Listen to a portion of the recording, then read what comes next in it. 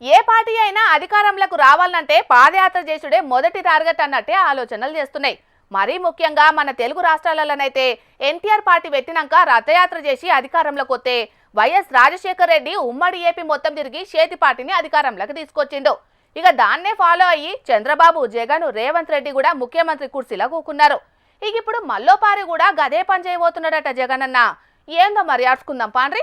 ఇక్కడ నుంచి ఒక 3 సంవత్సరాలు, ఆ 3 సంవత్సరాల్లో 1.5 సంవత్సరం పోతే దాని తర్వాత నా పాదయాత్ర కూడా స్టార్ట్ అయిపోతుంది. దాని తర్వాత మరో 1.5 సంవత్సరం నేను కూడా ప్రజలతోనే రోడ్ల మీదే ప్రజల్లోనే మమేకమవుతూ ఆ ప్రయాణం కొనసాగుతుంది. కూటమి సర్కారు పాలన చేయబట్టి చూడంగానే 2 ఏళ్ళు గడిచిపోయింది. ఇక మిగిలింది 3 ఏళ్లే.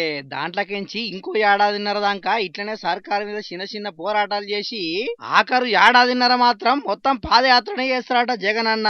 మరి ఎందుకు ఆ నిర్ణయం తీసుకున్నాడో కూడా జగన్ అన్నే చెప్పిండు. ఇనుండ్రో పారి. జగన్ ఉన్నప్పుడే బాగుండేది. కనీసం ఆయన ప్రతి నెల ఏదో బటన్ నొక్కుతా ఉన్నాడు.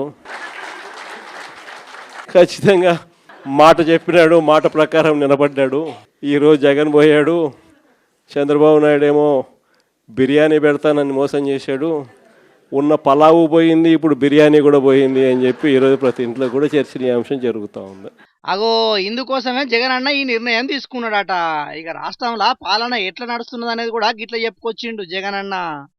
ఈరోజు పరిపాలన చాలా అంటే చాలా అన్యాయంగా జరుగుతూ ఉంది.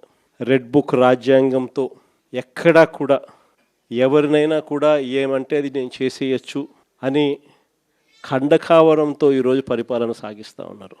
పాలనంతా కూడా అబద్ధాలు, మోసాలు. ఆ అబద్ధాలు ఆడుతున్నావయ్యా, మోసం ఎందుకు చేస్తున్నావయ్యా అని చెప్పి గట్టిగా నిలదీస్తే రివర్స్ ఉల్టా కేసులు పెడతా ఉన్నారు, పోలీసులను పంపిస్తూ ఉన్నారు. పోలీసు వ్యవస్థ ఎప్పుడు చూడని విధంగా దుర్వినియోగం అయిపోయిన పరిస్థితులు మొట్టమొదటిసారిగా చూస్తూ ఉన్నాం.